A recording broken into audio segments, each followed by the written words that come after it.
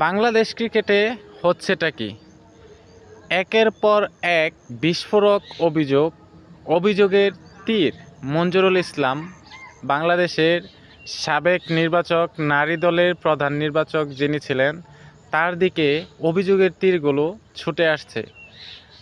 গত কয়েকদিন আগে তামিম ইকবাল একটা ইন্টারভিউয়ে কিন্তু বলেছিল যে মঞ্জুরুল ইসলাম নাকি যখন মাশরাফি বিন মুর্তজা খেলতো অনূর্ধ্ব-19 দলে সম্ভবত, তখন নাকি মঞ্জুরুল ইসলাম তার আন্ডারওয়্যার ধৌত করাতো।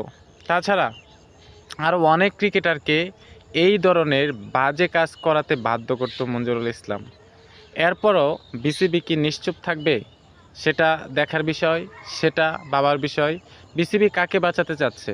নাজমুল আবেদিন ফাহিম নাকি মঞ্জুরুল ইসলামকে? আরও অনেক অভিযোগ আছে, যৌন হয়রানির অভিযোগ আছে, তারপরও কিন্তু সেই দিক দিয়ে কোনো ব্যবস্থা নিচ্ছে না বিসিবি। শেষ পর্যন্ত বিসিবি 3 সদস্যের একটা তদন্ত কমিটি গঠন করছে, সাথে আরও 2 জনকে অ্যাড করছে, 5 সদস্যের তদন্ত কমিটি। দেখা যাক সেই তদন্ত কমিটির রিপোর্ট কি আমাদের লাখো কোটি দর্শকের সামনে প্রকাশ পায় কিনা।